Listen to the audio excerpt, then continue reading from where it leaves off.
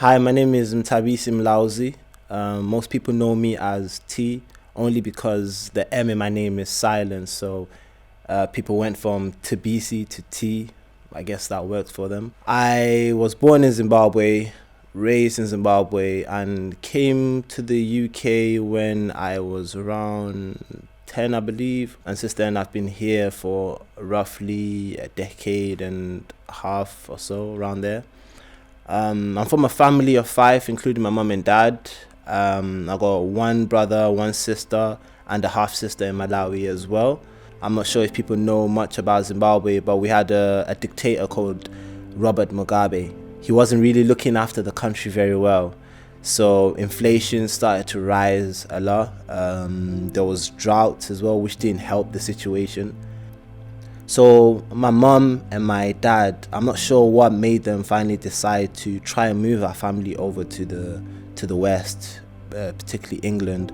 But my mum made the big move prior to everyone else in my family making the move. And I think there was a moment where she was working in someone else's papers, but eventually she got caught and she was meant to get actually kicked out of the country and sent back to Zimbabwe.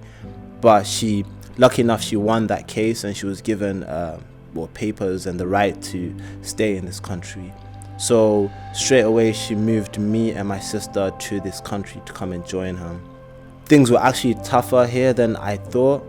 At the time when we moved, there wasn't many people from Zimbabwe coming to this country, so it was quite new at the time for people from my community. Fortunately, my auntie and some of my cousins lived here, so it made us feel a little bit at home. Me and my sister struggled to adjust to this place because we missed our home a lot and we were very homesick. And when we got here as well, we moved to Sunny Hill, Browning Street. We stayed there for a little bit at my auntie's house, but my auntie already has a big family, so she couldn't accommodate me, my sister, and my mother. So my mom actually used to take me and my sister every single day to the council house to just cry. She would just tell us, just cry, because if you cry, they'll listen to you, and then maybe they'll give us a house faster. So we'd go there and cry all the time, and she would tell them we had no place to stay, because it was true, in fact. We didn't have a place to stay, and the council eventually caved in and they sorted us out with a short and temporary accommodation at a hotel that's been demolished right now. It used to be called the Pennine Hotel, then it got changed to the St. Peter's Quarters Hotel, I believe. And me and my sister and my mother shared a bed there, I remember. After we stayed at the St. Peter's Quarters for a little while, the council finally got us a place, and insanely enough, it was again in Sunny Hill, Browning Circle, next to where my auntie stayed, literally just a house behind their house.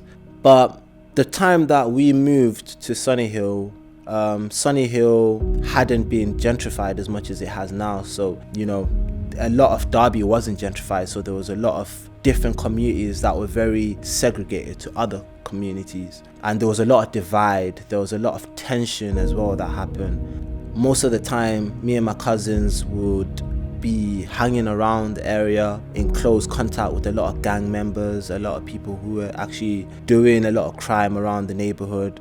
It was a struggle to not be involved in a lot of those things and to not be involved in a lot of those people, because a lot of those people were people that we knew personally.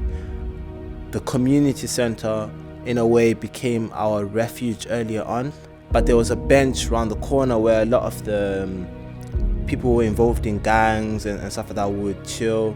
And other times they used to mock some of us who were playing in the courts, to try and entice you, to try and kind of mock you for not being part of everything they're doing. But just having my cousins there really helped me adjust to the place, and it helped me just kind of keep my mind away from all the stuff that's happening around me. And I mean, right now I study film at uni and I love film, but football has always been my first love.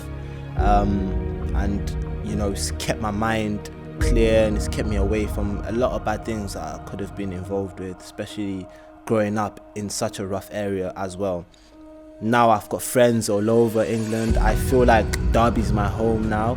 I've really settled in this place, and it's been good to see things become easier for a lot of people who joined us since. Now there's a massive Zimbabwean community in Derby. Me and my family, we try our best to accommodate a lot of people to help them settle in this country, just so they don't go through what we went through as immigrants. And the journey is not done yet. I believe I'm still building my story. There's still plenty more things to do, but I've been completely humbled and been grateful of the journey that I've undertaken, and everyone else has helped me settle in this country. My name is Tabisi Mlauzi, and I was born in Zimbabwe.